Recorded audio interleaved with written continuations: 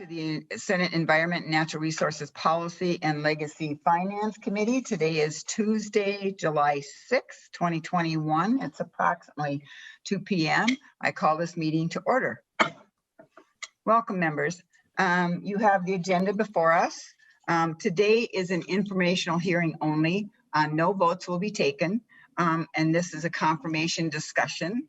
We will have members. I have a little change in the agenda. I think you were all sent a letter from Commissioner Bishop. She has submitted her resignation and the governor has accepted it. And so we will not be have Commissioner Bishop in front of this committee today. With that, I welcome to the committee Commissioner Strommen, the Minnesota Department of Natural Resources, and we'll give Commissioner the chance to do some opening statements, and then we will go to any questions anyone has. So welcome, Commissioner Strommen. The floor is yours. Thank you very much, Madam Chair, and good afternoon to you and the members of the committee. I'm Sarah Strommen. I'm the Commissioner of the Minnesota Department of Natural Resources. And I want to thank you for the opportunity to be here today to share a little bit about my background, my goals for the DNR when I came into this position in 2019, some of our accomplishments over the past few years, and also some important issues that I see moving forward. And then, of course, I do look forward to your questions. So a little bit about me. I grew up in St. Paul. I graduated from St. Paul Central High School, and I now live in Plymouth with my husband, my son, and our 2 dogs. We enjoy the community's trails, the waters and lakes, parks, and we also enjoy our time up on Leech Lake. My academic background is in biology, environmental management, and public policy. I hold a bachelor's degree in biology and Latin American studies from Grinnell College and a master's degree in environmental management from Duke University. I bring to DNR broad experience in private business, nonprofit, local, and state government. I have experience in environmental education, environmental policy, land conservation, and economic development, all which fall under the mission of the Minnesota Department of Natural Resources. Over my career, I have built strong relationships with the conservation community and local government.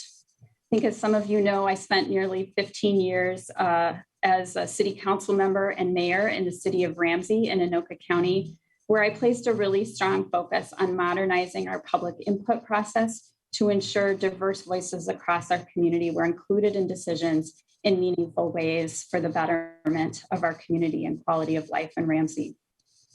And then before becoming commissioner, I worked as an assistant director at the Board of Water and Soil Resources before joining DNR as an assistant commissioner working with the divisions of Fish and Wildlife and Parks and Trails. I'm also the first female commissioner in DNR's history, and I'm proud to hold that honor. When I was appointed commissioner in 2019, one of my top priorities was, and really is still one of my top priorities, is to connect people to the outdoors, to connect Minnesotans to the outdoors. Because I believe that our outdoor connections are critical for sustaining our state's natural resource economy and outdoor recreation economy. These connections foster individual health and wellness for our residents. And these connections also inspire the next generation of outdoor enthusiasts, stewards, and natural resource professionals. So I'll talk a little bit about what we've done to help achieve this goal. First of all, we've placed an emphasis on finding new ways to make our facilities and our lands, as well as our engagement and our hiring processes, welcoming and accessible to all Minnesotans. This year at the Governor's Fishing Opener, we launched a social media campaign to give voice and visibility to stories of people from diverse backgrounds enjoying Minnesota's outdoors. And you can find this on the hashtag MyMNOutdoorAdventure. And it's a campaign that really encourages people to share their stories and their pictures about fishing, hunting, camping, and other outdoor activities And then we feature these stories and photos on our website and our social media as a way to show Minnesota's outdoor spaces are for all Minnesotans, and as a way to show that these outdoor stories are a way that all Minnesotans can be connected, not only to our natural resources, but to each other. We've also stepped up our efforts to ensure accessible hunting opportunities at our wildlife management areas for people with disabilities. And we've made the information about those opportunities on our website easier to find. We've focused on accessibilities at our state parks and recreation areas, really going beyond just ADA requirements at parking lots and bathrooms and buildings to make sure that people with disabilities can enjoy the full experience of our unique park and recreation areas. And then when it comes to our own workforce, we've really seen a lot of success with our conservation officer preparatory program, which helps us build a conservation officer staff that reflects the diversity of people and experiences we have in Minnesota. And we have our increasing diversity in environmental careers, or IDEC program, that we have undertaken with the Board of Water and Soil Resources and the Minnesota Pollution Control Agency, which is a program to create pathways to natural resources and environmental careers for racial or ethnic minorities, for women, and for individuals with disabilities who are pursuing a degree in science, technology, engineering, or math. And we've had the first cohort now successfully complete their program, and a second cohort is now underway. And we're really excited about the enthusiasm that these young people bring for careers in natural resources. I also know that you all have heard me talk about the importance of outdoor connections and outdoor spaces to Minnesotans during COVID. And during that time at the department, we ensured that public lands and waterways were open and available to a record number of Minnesotans to safely recreate throughout that pandemic. And as we look now, as we're emerging out of this pandemic, the trends of this year, 2021, really show that Minnesotans are continuing to depend on our outdoor spaces. I think, Senator Root, it may have been in your committee, I've been asked, do we expect these trends to continue? And all evidence is pointing to yes. And so I am pleased to say that the budget we just completed working with the legislature, and thank you to the Senate for your support for that budget. It really ensures that we can continue to provide these opportunities with the quality of service and the experience that Minnesotans have come to expect. And I think that's important recognition of the value that Minnesotans are placing on our outdoor spaces and our natural resources. We've also launched some new education activities in recognition of the increasing number of outdoor users. We've also launched a social media campaign using the hashtag #BeGoodNatured. And it's a social media campaign to help Minnesotans come together and build mutual support of this growing community of outdoor enthusiasts, and to ensure that we can continue to appropriately steward our natural resources. So it provides tips like packing out your trash, like taking turns at boat launches, making sure that you follow your leash requirements with your dogs, and respect other users out on our public lands. So encourage folks to check that out as well. It's kind of a fun way to make sure that everybody has a good time as they're out enjoying our natural resources. And then a second primary goal of mine has really been to connect Minnesotans to our work at the Department of Natural Resources by enhancing our public engagement opportunities.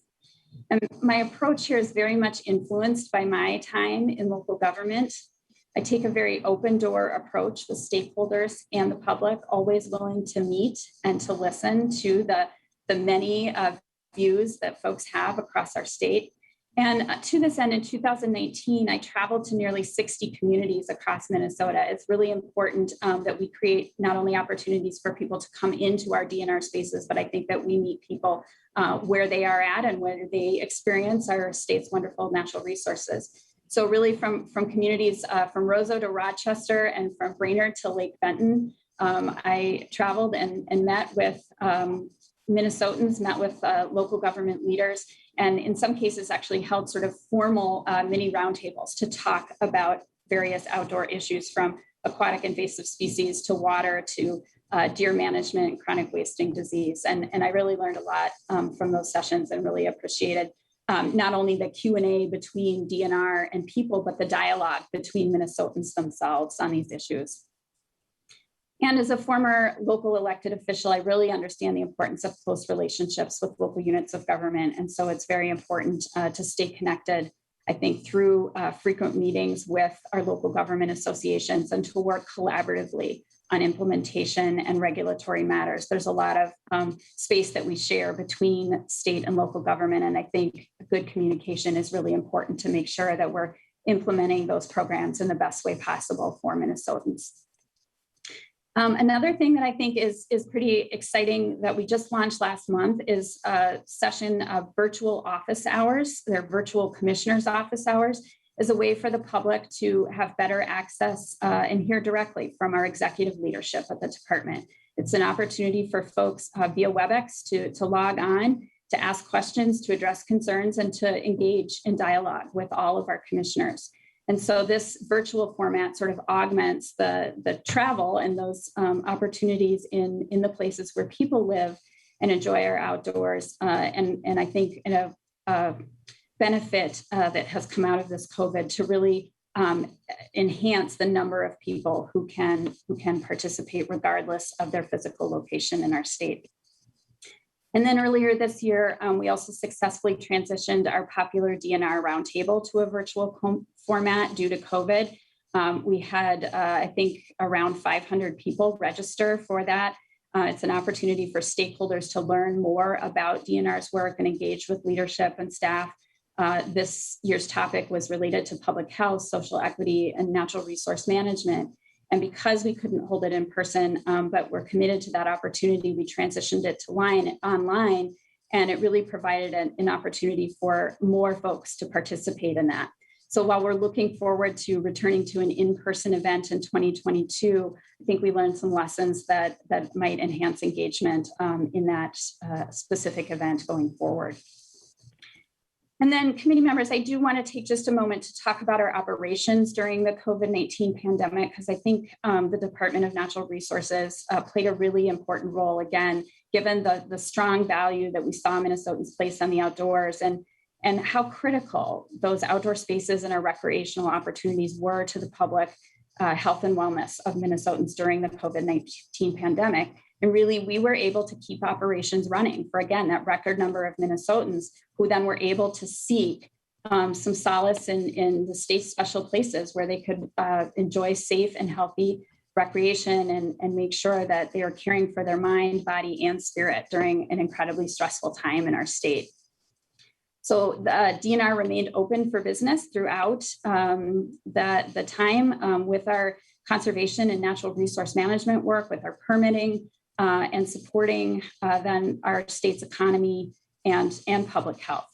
We put a really strong emphasis on communication. Again, communication is really important, and particularly during that time where requirements were changing. And so we placed heavy importance on staying in close communication with outdoor industry representatives, not only providing information to the public, but really working with our fellow recreation providers in the outdoor industry. So resorts, other non-state public and private campground operators, the Downhill Ski Association, golf course associations, tournament fishing groups, and the Minnesota Recreation and Parks Association. We wanted to make sure we provided them good information, and we also wanted to hear from them the kinds of things they were experiencing and challenges so that we could help develop workable approaches to implementing public health guidance in the outdoor recreation space. I'll also give a quick shout out to our Dnr Info Center. That was a very busy place during COVID. They answered more than 100,000 calls and emails from the public. That's a double-digit increase over a typical year. And I think, again, shows the importance that we place here at the department on communication, on providing information to the public, and that we really were able to provide that service even during a difficult time. And even though our buildings were not necessarily open to the public, there was still a well-known phone number that people could call and get the information they needed. And so in summary, I know, DNR has a large workforce, but I think we adapted really efficiently and effectively to COVID guidance in our own workplace, while also ensuring the continuity of services and the safety of our employees and the public.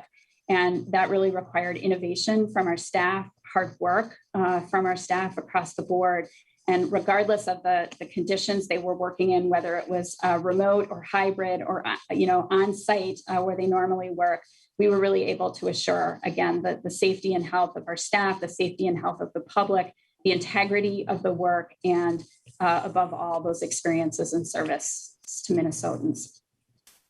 And then lastly, I just wanted to highlight that one of my other goals and something that I bring in our approach is a proactive stance to natural resource management. I think it's really important that we always not just respond, but that we think ahead and manage ahead of issues. So whether that's chronic wasting disease or water sale and transfer or aquatic invasive species, all of which the legislature dealt with this session as well.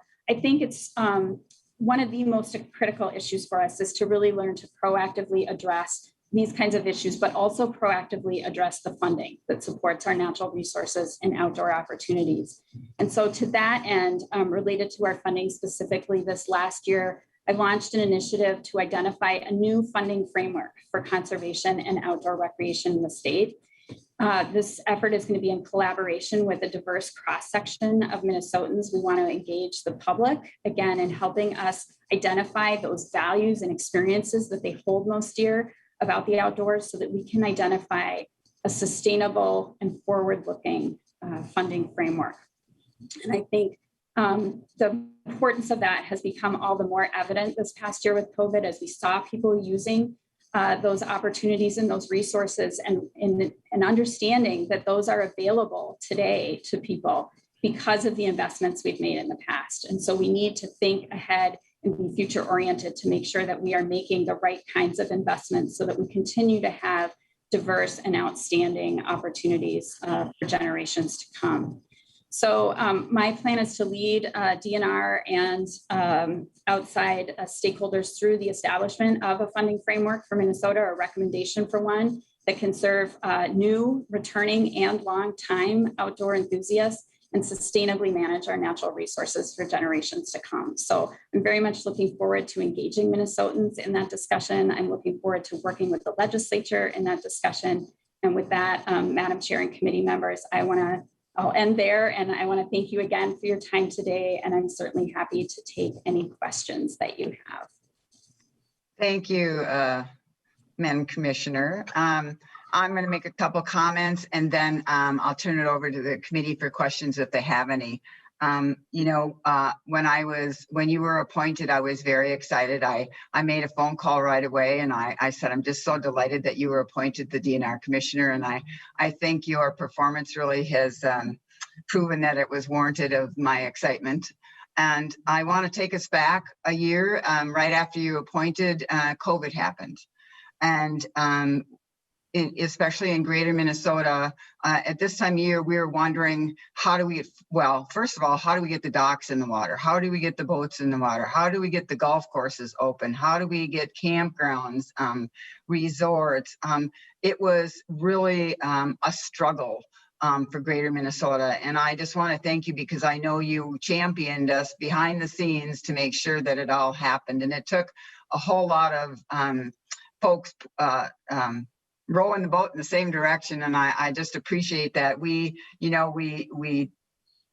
It was uncharted territories, and I think we made it through. So here we are, a year forward. I will tell this committee that the commissioner and Mr. Meyer and staff made sure that they connected with us. We had a Zoom meeting every week to answer any questions we might have, for them to put information on our plate going forward. And so the communication has been really better than I've ever seen with a commissioner, just really continuing touching bases with us and with our staff to make sure that we are informed on issues coming forward. And then I'll just make one more comment. We talked about the parks, and I was on Capitol Report with Shannon Lurkey, and we were talking about, I really hate to talk about, we put money in the legacy to make our parks accessible to everyone. And I really hated using the term disabled. And I said, can we find a different term? Because those folks really don't consider themselves that when they come and enjoy the park. So she came up with one, and I'll give her credit. It was called Differently Abled. And so coming to the parks and making sure everyone can enjoy them all with the same joy that we have, I think is really important. So with that, members, I will open it for questions. Let's see. Oh, Senator Weber, I see your hand is up. Thank you, Madam Chair, and welcome, Commissioner. Just a couple of points I'd like you to comment on. It'll be 2 years ago in September that you visited my district. We went over, spent a day going to different areas of complaints that I've received over the years. And a lot of that, I think, as we talked about, related to a failure sometimes of DNR personnel to communicate with property owners, to pay attention to the issues they were raising. And of course, we've had, since that time, we've had a period of more normal rainfall last year and a short rainfall this year. So some of those issues that were present then, we aren't quite seeing to the same extent now.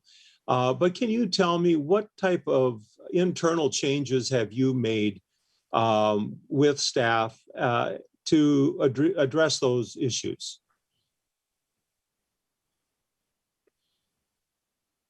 Madam Chair. Sorry, I have many things going on here. Commissioner.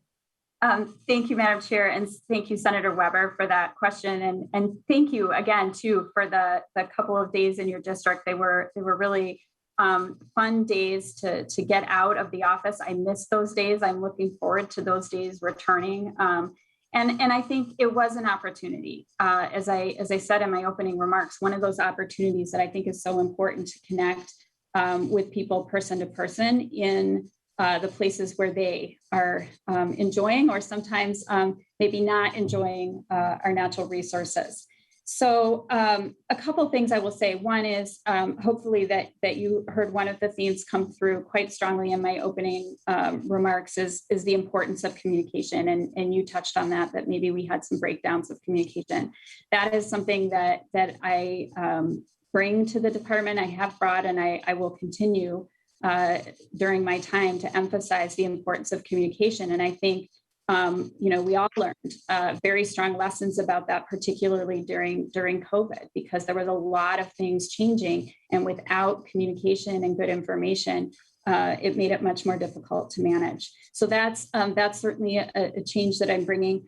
I know that with respect to a couple of the specific issues down in your district, we have, I know, undertaken some beaver trapping. We've actually changed some of the approaches there on the ground, and we've also, I encourage strong leadership from our regional director, Scott Ramehelt, who I know is providing that local leadership in the region and really providing attention to those issues. And I think that you're absolutely right. We're seeing very different water issues this year, being in a drought, than we were seeing in those flood years.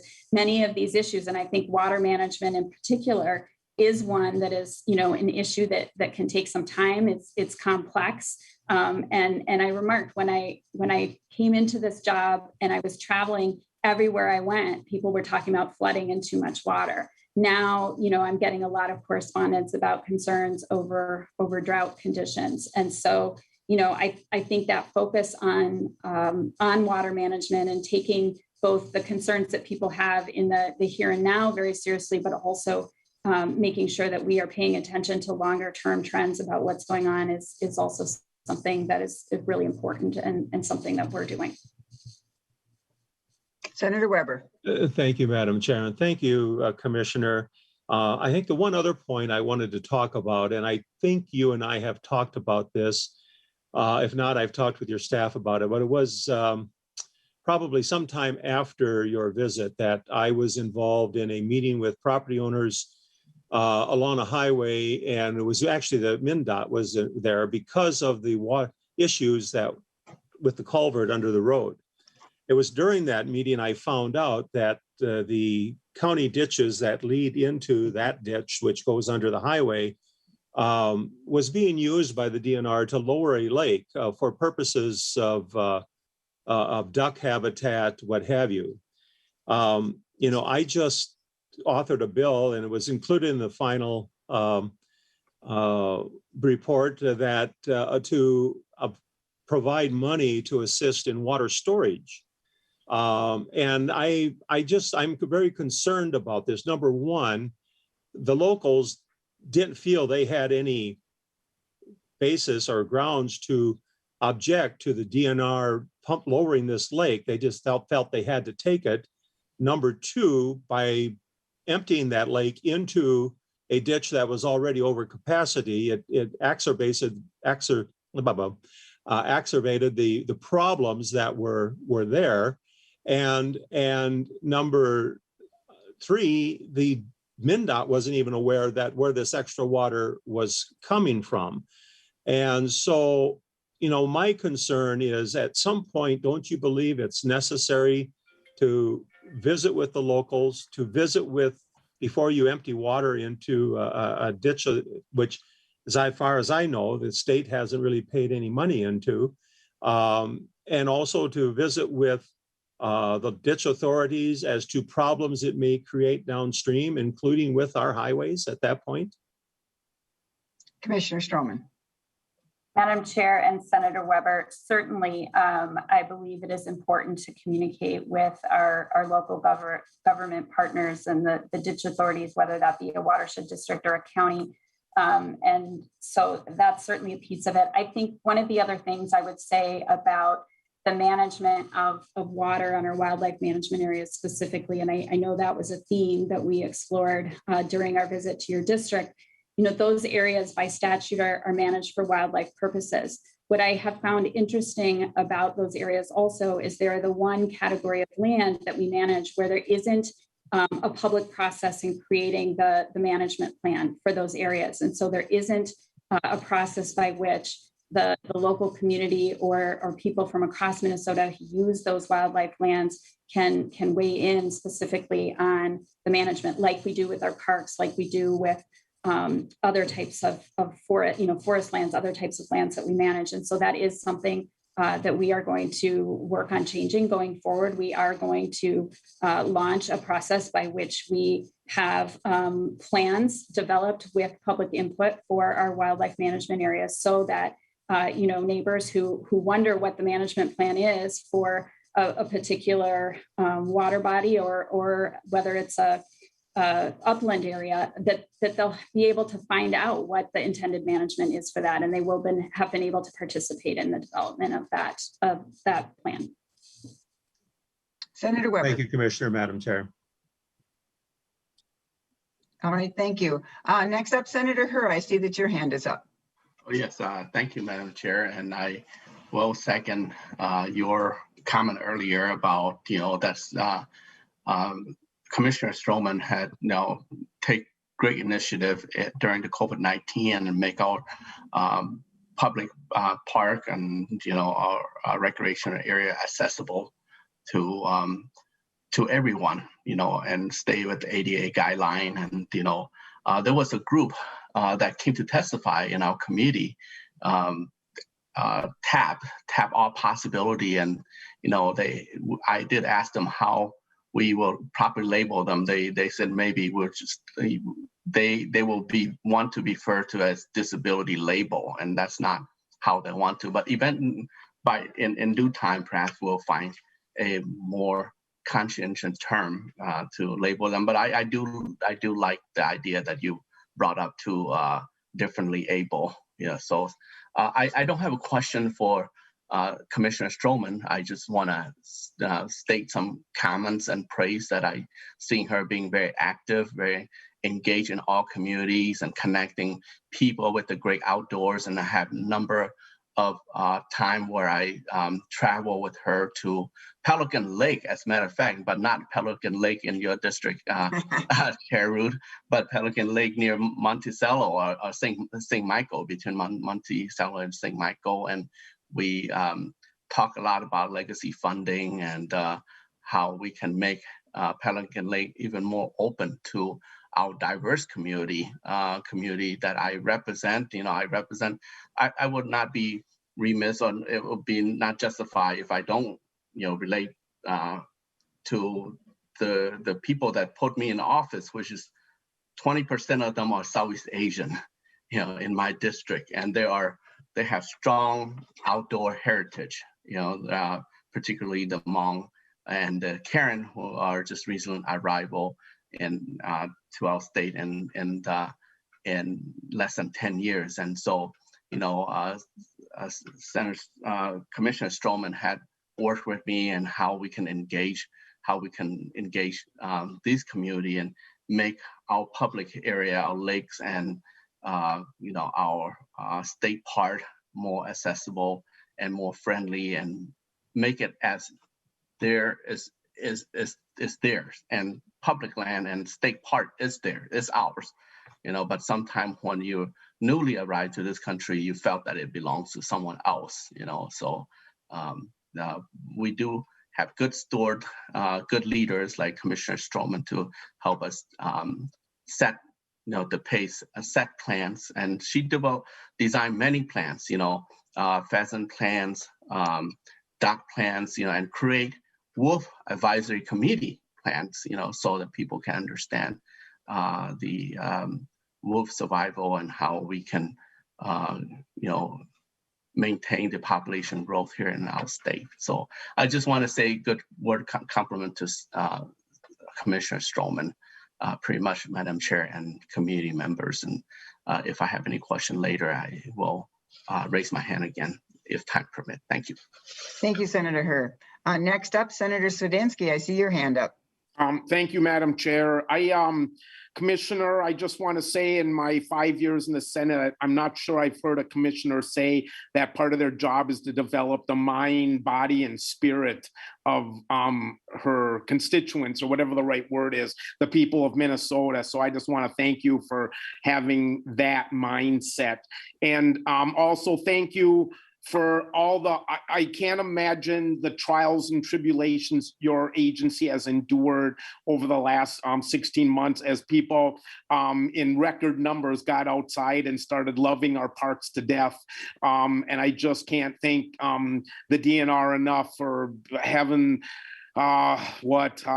stepping up and accommodating these record numbers of people that I hope through efforts of your part and others, those numbers continue to use our parks and get outside and our trails and our lakes. And I do have 3 quick questions. Do you want me to rattle them all off at once, or wait and pause?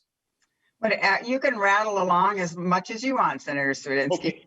Thank you, Madam Chair. Here are my 3 questions. So what would you say it has been the silver lining, if you will, for what would the average park ranger in our 60, or there used to be 64 state parks. I don't know what the number is now, but what would you think they would say is the silver lining with this increase of park use? My second question is maybe a little bit more future sounding, but there was an article in today's paper about the water resource wars. And I'd like to know how you can look to us, how we may be able to help the DNR as we move forward, what ultimately could end up pitting the Midwest against the West in a dystopian type futuristic society, worst case scenario. And then thirdly, can you tell us more about, because everybody that knows me knows, I just want to get kids outside. That's all I care about. And I saw in your in some of the literature I was reading to prepare for today that there's a program you started this last year called Schools Out, Camp Out. And I'd like to know how successful maybe that program was, if it was in fact is planning for next year, or if it started this past year. And so those are my 3. If you kept up with those, I'd like to hear your answers. Thank you, Madam Chair, and thank you, Commissioner. Commissioner, to you. You can rattle answers too if you want. Right. Well, Madam Chair and Senator Swedzinski, I did have to write those down, so I jotted some quick notes so I can not get through 2 of them and forget what the third one was. And so thank you for those questions. I think to your first question about the silver lining of all the park use and what would our staff say? I mean, I think a couple of things. One is I think we would all say that, of course, fostering those connections between Minnesotans and the outdoors and having people get out and experience the amazing state park and recreation area system that we have is certainly a silver lining.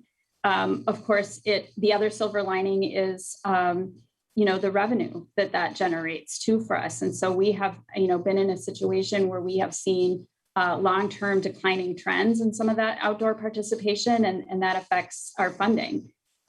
So having a reversal in that is, of course, important. I think we want to be cautious that we don't assume that's just going to continue. And I think that's one of the reasons why I believe it's so fundamentally important that we have this conversation about forward-looking and sustainable funding for outdoors and natural resources, because more Minnesotans are learning about the incredible opportunities we have. They're becoming accustomed to the quality and the diversity of experiences we offer. And we don't want to disappoint them. I don't want to have the Department of Natural Resources in the state of Minnesota become a disappointment. So we need to think about how we sustain that. And of course, the other piece is how we manage differently for more people too, right? So to make sure that we're continuing to provide the quality and make sure that we're continuing to steward the resources appropriately as people use it. So I think there's definitely some silver linings. There's also some things for us to consider in terms of our management and funding going forward.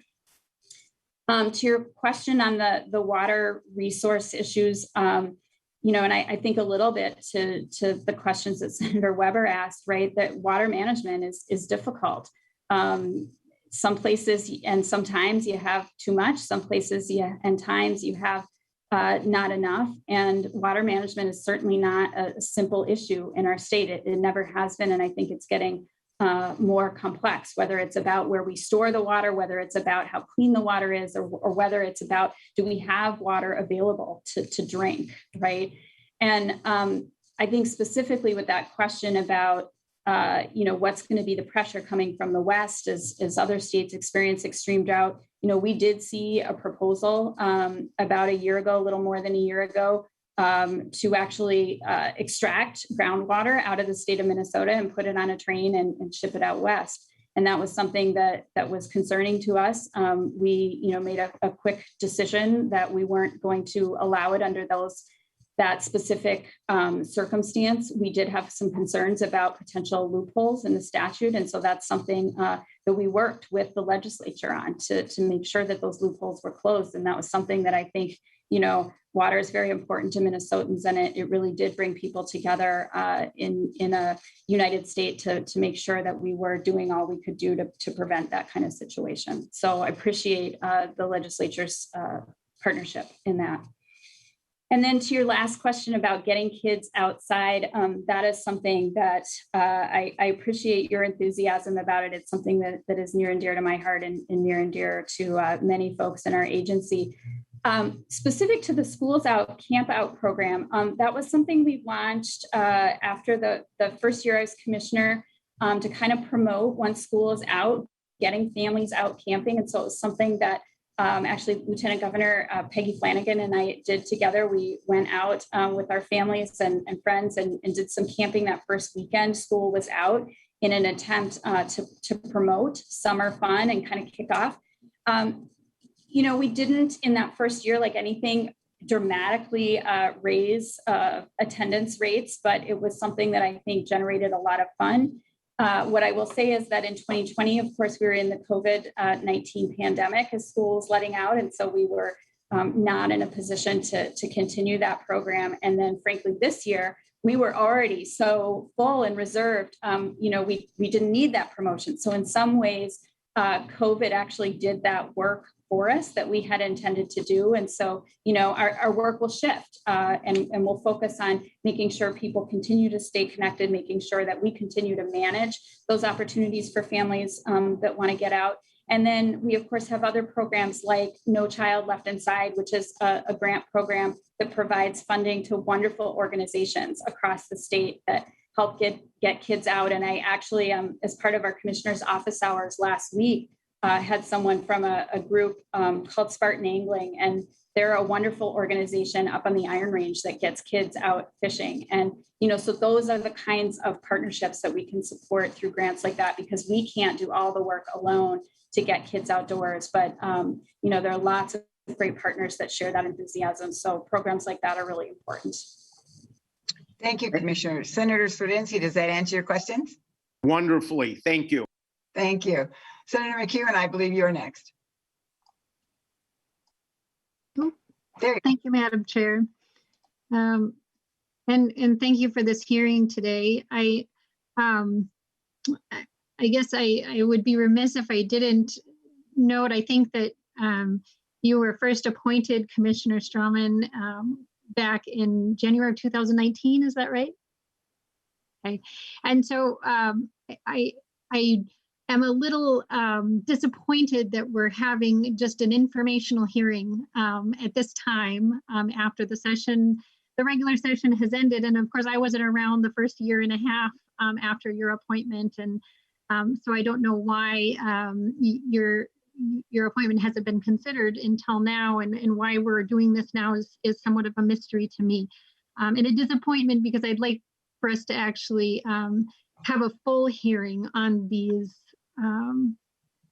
approvals and really vet the candidates that the governor appoints to play these really important roles. And it'd be nice to hear testimony from different stakeholders around the state too, and people who have different interests that coincide with the work that our commissioners do. So I wanted to comment on that but to thank you, Commissioner Strommen, for joining us today, and to thank you for your service to the state of Minnesota and all of many good pieces of work that you've talked about today that you're doing to get people involved in the outdoors and provide good access for Minnesotans to the outdoors. And that's all very important and good.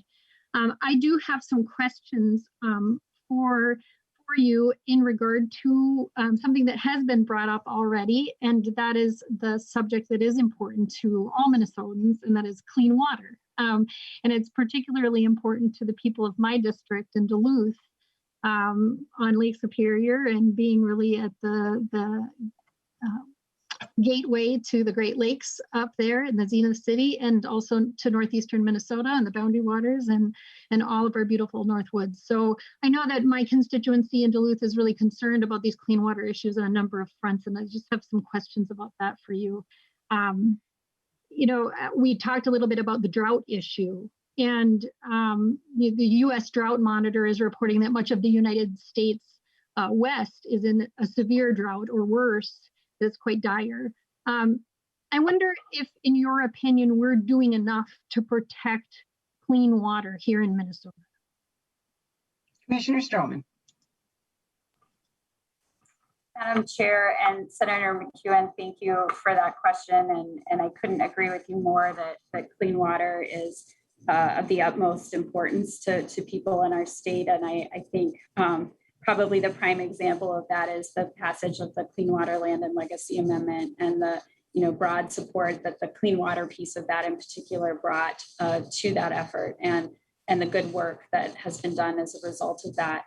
As to the question of whether we're doing enough, one thing I will say is, and I know that the MPCA is not here today, but as the agency primarily charged with clean water and water quality, I would certainly, not want to tread into their territory. But I do think that, from our perspective, we place high importance on working with our fellow agencies that are in the water world, like the MPCA. I think it's very important that we coordinate with the Department of Health, with the Department of Agriculture, and so we have continued an effort at coordination that was actually started under the last administration with an interagency coordination team for clean water that looks specifically at the legacy funds, but also creates those strong relationships for other areas, so that particularly when we're in our regulatory realms and our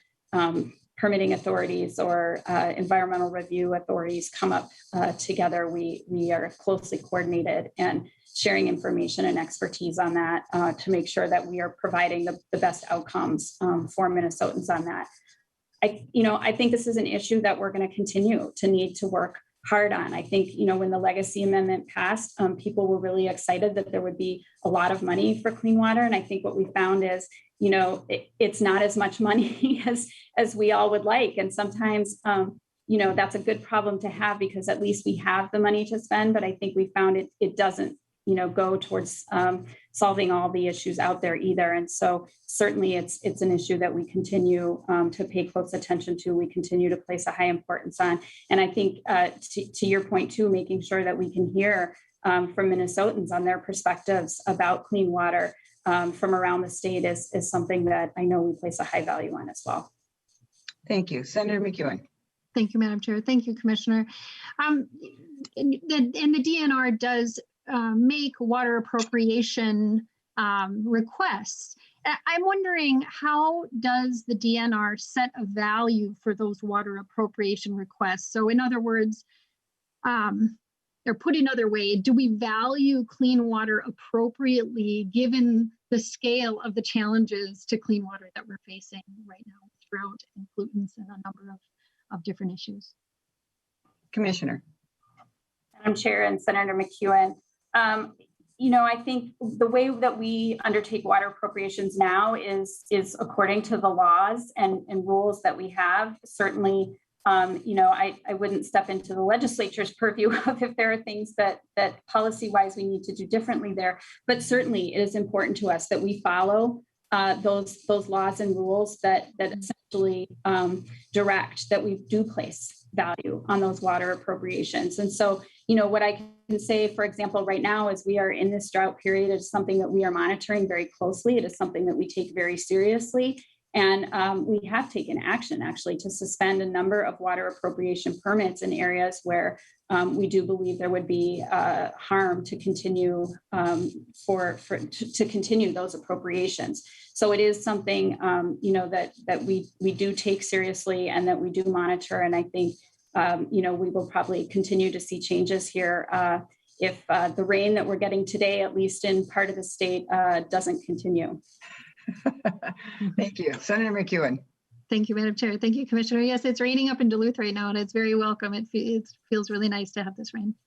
The DNR, speaking of these water appropriations, the DNR recently approved a water appropriation for the Line 3 expansion project that is approximately 10 times greater than the original appropriation that was requested by the applicant. So it went from 630 million gallons to now 5 billion with a B gallons. I'm wondering if when the DNR received this new really significant request for an amended permit, did the DNR raise questions about Enbridge's ability to manage this dewatering of their construction and the accuracy of their original permit application because it was so off? Did the DNR inquire about that? Commissioner Strommen. Madam Chair and Senator McEwen, yes, we did. And I think, the reality is that their original projections were based on a different pipeline, and the conditions proved to be a little bit different here, particularly in the peatland areas where there can be significant water. So, it was one of those cases where they made certain assumptions, and once they got into the construction, those assumptions turned out not to be true. So I certainly, and I have heard from folks, and I understand the concerns about the significant increase. I would just remind folks that is for the entire length of the project, which crosses the state of Minnesota. So, any one area, it isn't as significant as the total volume certainly is. But, it is something that we reviewed carefully, and it was determined that it could be done within the bounds of our laws and rules. Senator McEwen. Thank you. Thank you for that. And when did the DNR receive this request? When did the DNR know the permit would be amended? Commissioner Strommen. Senator McEwen and Madam Chair, I think we received it last spring. I'm just checking. I don't know the date because I don't receive those in my office specifically, but I do know that during the month of May, we reached out to tribal governments and to tribal natural resource staff to make them aware that we had received that proposed amendment and to have some conversations with staff about that. Senator McEwen. Thank you, Madam Chair, and thank you, Commissioner. So you said this spring we reached out to the tribes, or the previous? Okay, this spring of 2021. Yes, Strommen. Senator McEwen, yes, it was in May of 2021. Senator McEwen. Thank you, Madam Chair. Thank you, Commissioner Strommen. So I'm wondering when, well, as an example, but I just have a couple more questions about this.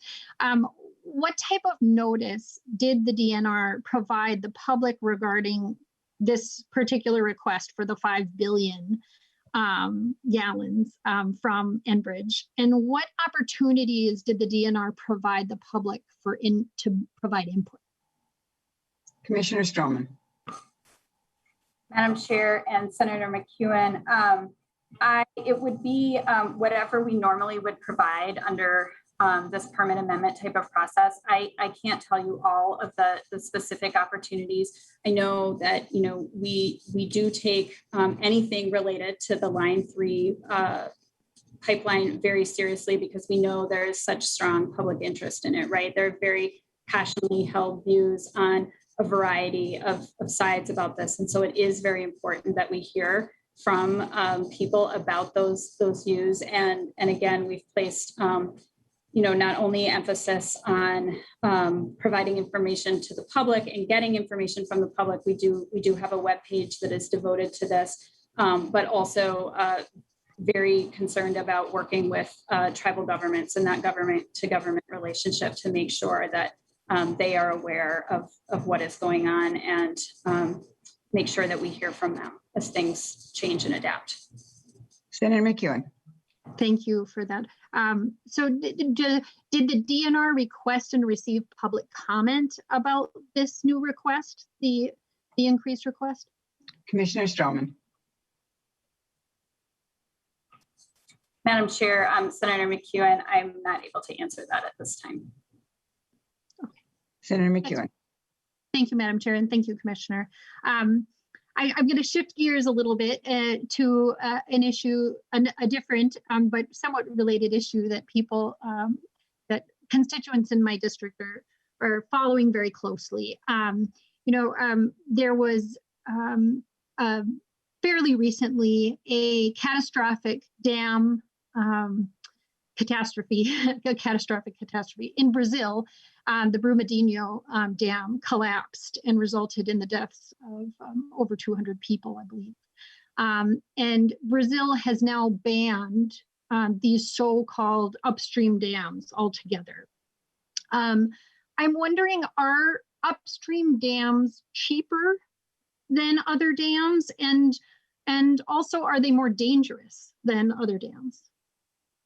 Commissioner.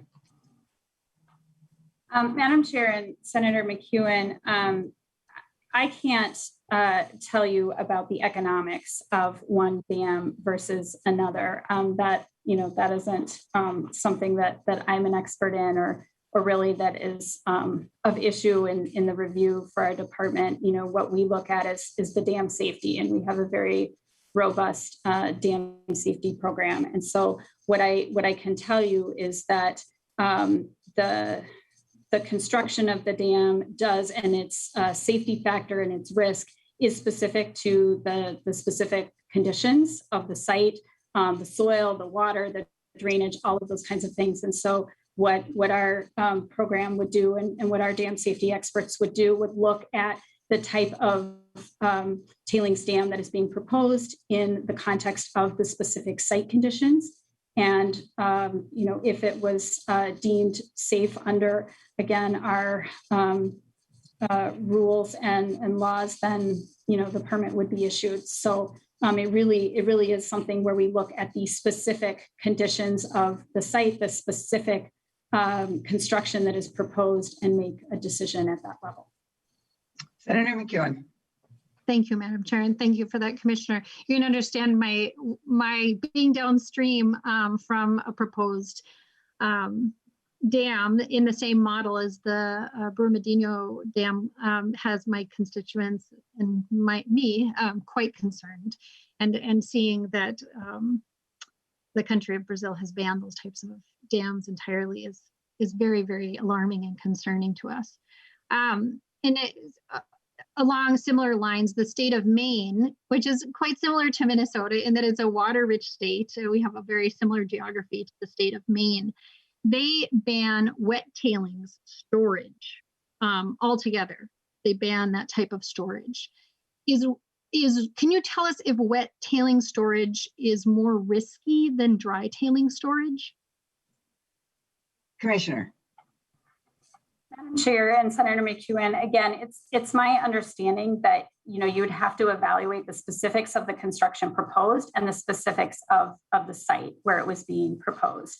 And I think one thing I would say is we have a lot of really good technical experts within the Department of Natural Resources, and perhaps certainly I could connect them with you, but Senator Root, if this is something of broader interest to the committee too, we could also, of course, convene some of those folks to have a conversation about those issues. Thank you, Commissioner.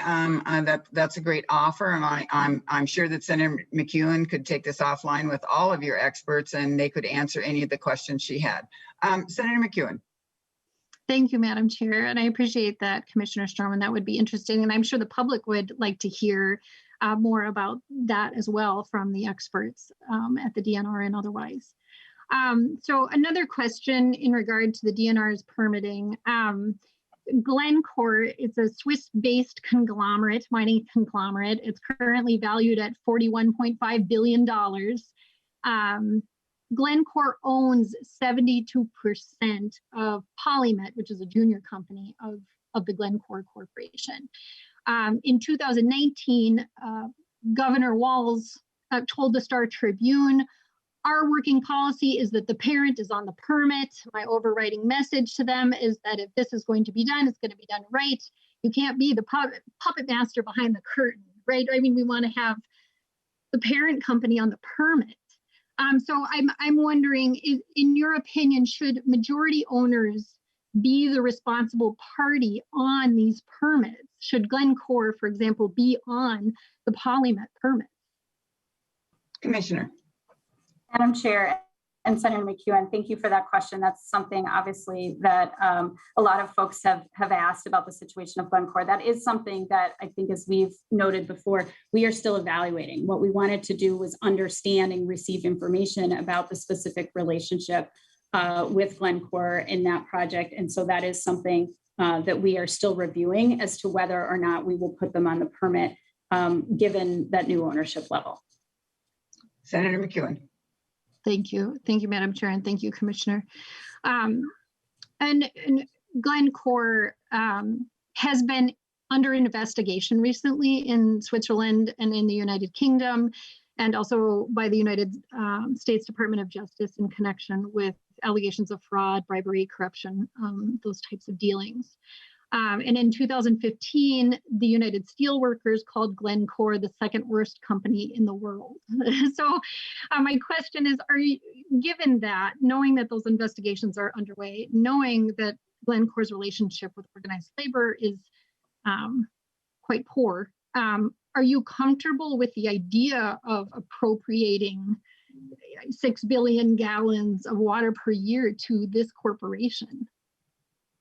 Commissioner. Madam Chair and Senator McEwen, well, as I said, the issue of, sorry, I hit my mute button there. The issue of whether or not we put Glencore on the permit is still under review. It was something that is in part because of ongoing litigation, we had to defer that for a time. So, I would just ask you to stay tuned on resolution of that issue. And Senator McEwen, I also just wanted to go back to your question about the line 3 permit. That did not go out for public comment. That is not typically done with water appropriation. Senator Thank you. McEwen. Thank you, Madam Chair, and thank you, Commissioner, for that. That's good to know. I appreciate that. So under our law currently, or the regulations, the rules currently, if a corporation needs to change a water appropriation permit from 600 and I think it was 80 million gallons to 6 billion gallons, almost 10 times, the DNR doesn't have to seek and receive any public comment. Commissioner. Madam Chair and Senator McEwen, that's correct for water appropriation permits. I will just say too, with this particular one, I think it's important to be clear that it is well, it's called a water appropriation permit. It is a dewatering permit. It's not a surface water appropriation. And so it is water that as they are constructing the trench and that trench fills up with groundwater, they have to temporarily move that water so they can finish their construction, and then that water is treated and allowed to seep back into the aquifer. So it is a different type of appropriation as to one where the water is actually extracted and then consumed somewhere else. Senator McEwen. Thank you for that. I appreciate that. And it so it's a different type of water appropriation, but it's in particular is for this dewatering process, which you described in part, or gave a description for. I'll just move on from that so that we don't get into that too much. But so your predecessor has recently questioned the adequacy of Minnesota's sulfide mining regulations to protect the boundary waters. In a change and a shift from his position when he was serving as commissioner of the DNR. I'm wondering what your reaction to Mr. Landwehr's change in position is. Was he wrong when he was in the seat of commissioner of the DNR and saying that the regulations were adequate? Senator McEwen, that goes to someone else's motives and a former commissioner, and I don't think that we need to address that in this committee. So I think it's inappropriate to ask that of Commissioner Strommen. Senator McEwen. Thank you, Madam Chair. I respectfully, I disagree. I think it's very important for my constituents. We had a commissioner of the DNR who was telling us for some time that the regulations were adequate, and now he is acting actively saying that they're not, and it's very relevant to the confirmation of this commissioner, whether this commissioner feels that the regulations are adequate or not. Well, Senator McEwen, I disagree, and as chairman, please move on. Please move on. Senator McEwen, please move on. Thank you, Madam Chair. I will move on. Okay. Commissioner Strommen, there's an issue that has come up that I've been made aware of in when I became a state senator that some constituents brought to me, and I think it's a very interesting issue, and I know a number of people are working on it. What is your take on the DNR's dual charge of both regulating and promoting mining in Minnesota? Because for some people, there would seem to be a conflict of interest there, where you're charged with performing a regulatory role, but you're also charged with promotion. I'm wondering how that affects the agency and the work of the agency. Commissioner. Madam Chair and Senator McEwen, that's a great question. It's one that I have been asked a number of times since taking on this job. And I think, if you go back and look at our mission is a three-part mission. It's to protect and conserve Minnesota's resources. It's to provide outdoor recreation opportunities, and it is to promote the sustainable use of natural resources. And so it is something that sort of is embedded in our mission, that we have a dual role to promote and to make sure that use that we promote is consistent with the conservation and protection and sustainability pieces of our mission. And so really that as it relates to mining, it is very similar to the situation we have with our state parks. We promote use of our state parks and we manage those state parks to protect natural and cultural resources. We promote hunting and fishing, and we regulate those activities so that our wildlife and fisheries resources are protected for future generations. We promote, forest activities, and we regulate those activities. That is across our agency, something that we, for many, many years have become very accustomed to finding that balance. I understand that when it comes to mining, folks, some folks have particular concerns about it. But what I will say is that having those perspectives within the agency also ensure that those folks who are promoting use of our natural resources, and whether that be mining, whether that be recreation, whether that be forestry or other types of uses, that they are also exposed to our staff that are in charge of regulating, that they understand why it's also important that those resources be sustainably managed, why it's important that resources be protected.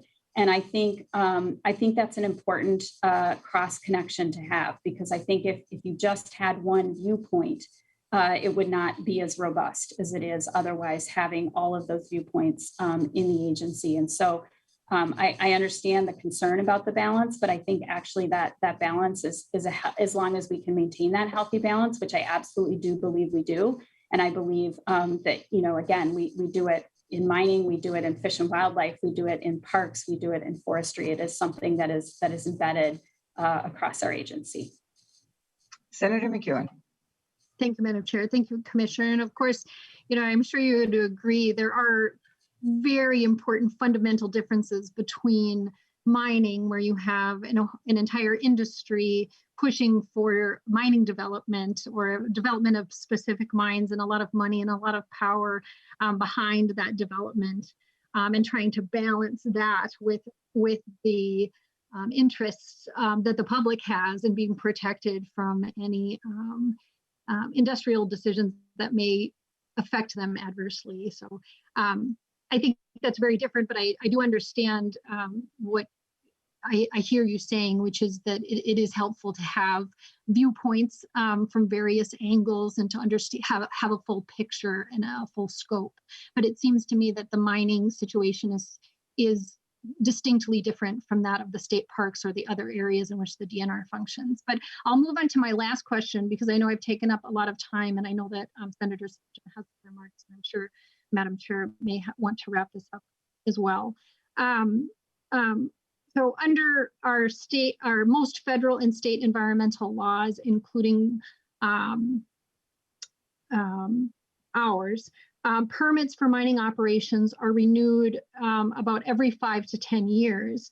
So this process forces a permit holder to prove that it's in compliance and that the permit is in fact protected. But in Minnesota, once the DNR permits a mine or a dam, it's never reconsidered. Instead, the permit is irrevocable. So even when significant changes to a permitted facility are proposed, our laws don't require the DNR to seek public comment or hold a public hearing. I'm wondering if you can talk about the importance of public comment and public hearings. Is the DNR, in your opinion, sufficiently focused on transparency and accountability to the public? And thank you. Commissioner.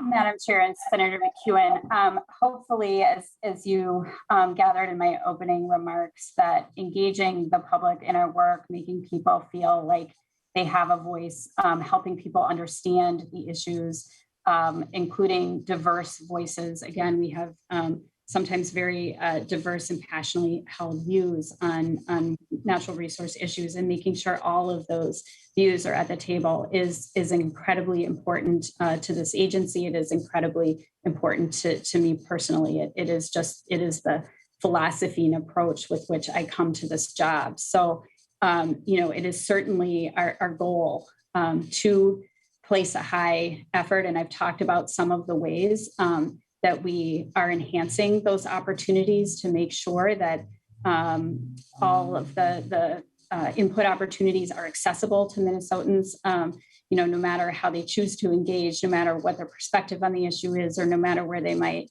live. Our goal is to continue to strive to make those opportunities available and accessible. And then, of course, to ensure that people can see, right, the influence of their input in the decision. And it isn't about, did the DNR ultimately decide what I wanted them to decide or not? Because, there isn't a decision that we make where there isn't somebody who is happy and somebody who is unhappy. That is the nature of our natural resources here. But I think it is incredibly important that people can see how they can have an influence in the substance of how we make that decision, or the conditions around that decision. And so that is something that we are continually working to enhance. Senator McEwen. Thank you. And thank you for that, Commissioner. It's heartening to hear you talk about that, is I think that is what I hear from my constituents, is this wanting of a sense of fairness and wanting to be heard and knowing that we're, as you said, not always going to agree on every decision, but feeling that the process that we're being told to follow often is, in fact, a fair process and a transparent process and an inclusive process. So it is heartening to hear that is at the forefront of your mind, and I trust that that will be a core value of yours going forward. So I thank you very much for the time and effort in answering my questions today. And again, thank you for your service to the public and for playing such an important role. The work of the DNR is so important and so critical to the people of our state. So thank you. Senator Senjum, you've been patiently waiting with your hand up.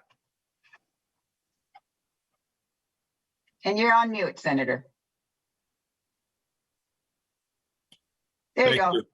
Thank you. Live and direct. All right. Thank you, Madam Chair. And Commissioner, it's good to have you with us today.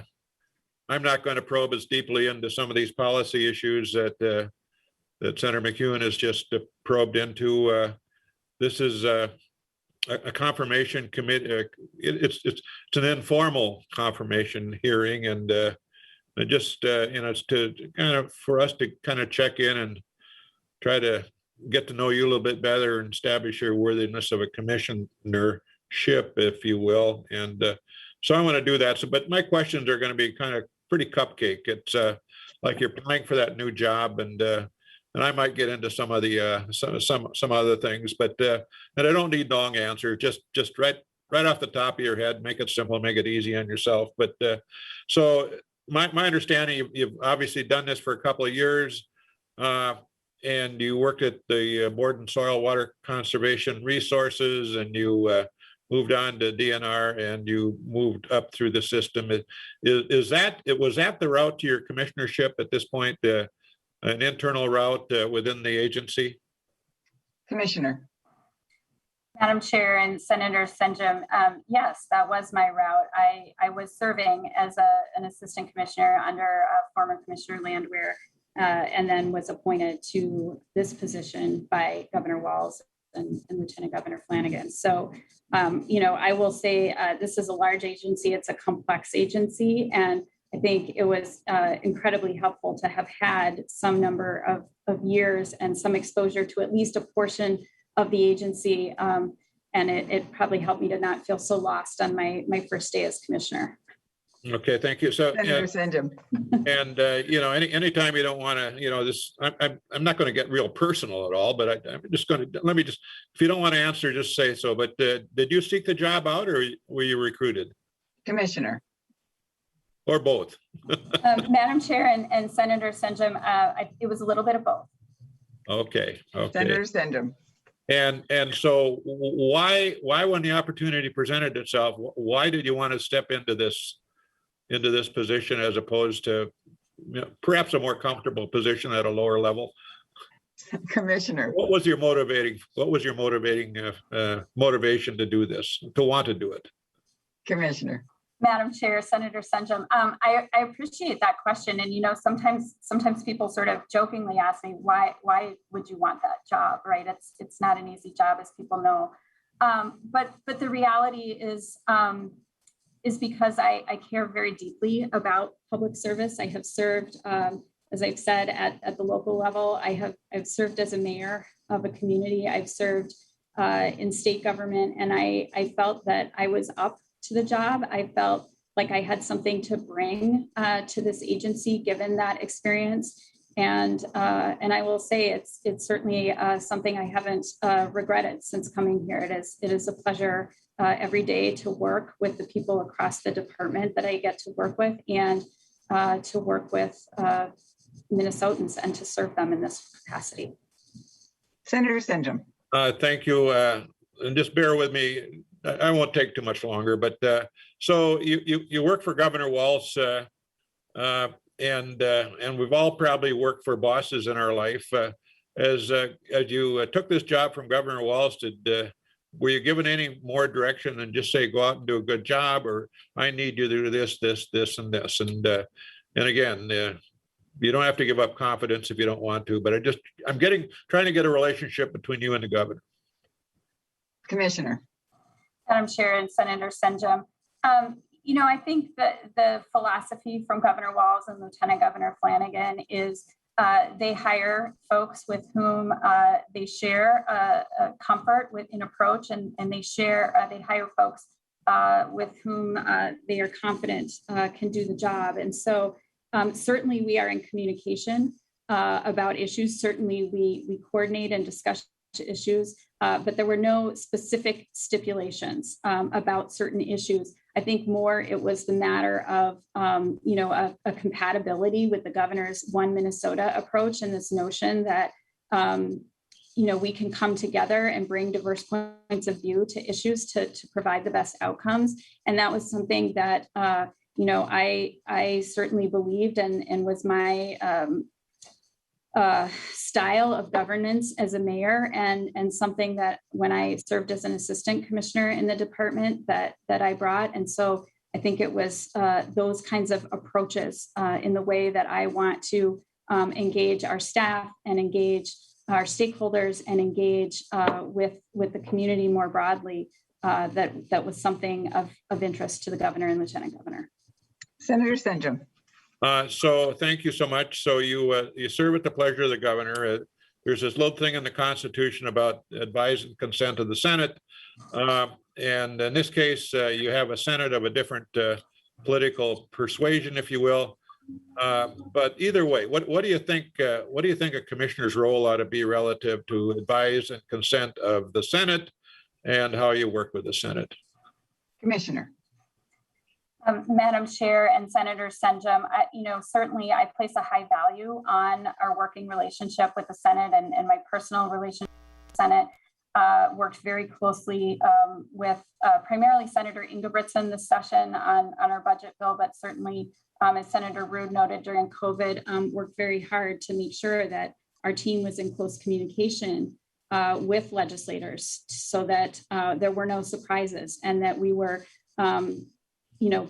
playing our respective roles in terms of serving Minnesota through a really difficult time. And so, it's something that I continually strive to work on. And when I say I have an open door policy, that's for legislators too. So, I know many of you have picked up the phone and called me when you have a question. I pick up the phone and call you when I have a question.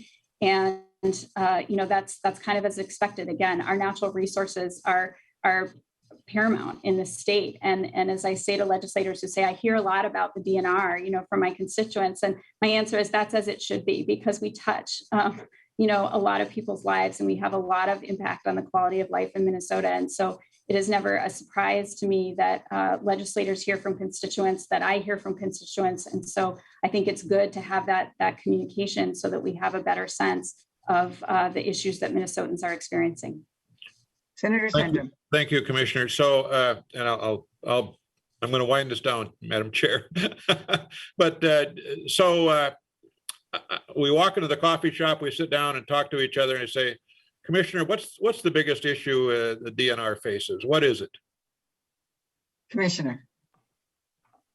Madam Chair and Senator Sandrum, I think the way I would have answered that when I came into this role was an issue of disconnection from the outdoors. And, you know, we talked about things like nature deficit disorder. We talked about the declining trends. I think COVID has really changed that, you know, at least for the time being. And so now I think our part of our goal is around making sure that people continue to have opportunities to maintain those connections. And the thing, as I said, that I am primarily focused on right now is how are we going to continue to fund sustainably and in a forward-looking way. So it's not just about funding the same service we had last year or 2 years ago, but we're really thinking about what is the natural resource future we want for Minnesota and how do we create a funding framework that achieves that. That is the thing that I am most focused on for my time here going forward. Senator Sandrum. So I would be remiss as being fortunately chair of the Energy Committee. Madam Commissioner, just thinking about clean energy and environmental sustainability going forward relative to where we are in this world and climate and things like that, do you have any thoughts with it relative to DNR and what role they might play? Commissioner. Madam Chair and Senator Sandrum, I certainly do. With respect to climate change more broadly, you know, we have an incredible opportunity with the lands and waters that we manage through a climate lens and to manage to mitigate climate change or to adapt to climate change. For example, one of the things that was in our budget bill this year was an investment in our state forest nursery to enhance the capacity for growing trees so that we can plant more trees to offset greenhouse gas emissions. So those are some of the ways that we're playing a role in that. As a large agency with a large footprint, we can also play a role in our own energy consumption. And so it's something that we have looked at in terms of the energy efficiency of our buildings. Certainly, if you visit our state parks, some of them, you will see you know, energy efficiency improvements in some of those facilities. And that extends to our use of our vehicle fleet as well, and making sure that, you know, we are being energy conscious in our fleet use as well. Senator Sandrum. Madam Chair and members, thank you so much for indulging me. I too was a city council member a while ago, and DNR, the acronym was damn near Russia, and I think you and others have before you have I think taken the edge off that a lot, and we appreciate that. Appreciate all your outreach into Greater Minnesota for sure, and appreciate and you should just know it from the standpoint of a legislative liaison. Bob Meyer is one you want to keep. He does a great job and takes good care of us over here as well as you do. So thank you so much, Madam Chair. Appreciate the opportunity to ask some questions. Thank you. Senator Hur, I see your hand up. Is that from before or do you have another question? No, I just from the, it's from earlier, sorry. Okay, thank you. Well, senators, as we wrap up here, I just have, I got an email that I have to share. And I know Bob Meyer's on this, but in my district, the Cuyuna Country State Recreation Area has been an amazing economic driver and job creator and business creator. There's over 20 new businesses in Crosby, Minnesota, which was a town that was really not successful until this. And so I got this email, and I think we have worked on this with bonding bills and for a very long time. And so this is from Aaron, and I know you all know Aaron. He's the Tigger on the ground that's really made this happen. And he said, you know, I don't praise the DNR much, but on this expansion, it's the new North Mahnomen unit, they did the best possible job, either by a private entrepreneur or government unit. They built excellence. And so I just wanted you to know that, because it's just it's an incredible thing that's happened in the district. And that's pretty high praise from that group of folks that have really pushed the DNR there a lot. So I just wanted to add that. And then Commissioner, when you're talking about funding, I'm glad you're looking at that issue. One of my issues has been that we keep building all these trails and parks, and we never look 10 years down the road as what is the maintenance cost of these trails. And so now some of them are coming down the pike and they really need reinvestment, but we didn't put a plan in place for that. And so I'm glad you're looking at sustainability in it's going to be a big issue down the road. So I saw the group that you appointed. It's a very diverse group from all different sectors. So I hope you have a really robust conversation on those funding issues. And so do you have any final comments, Commissioner?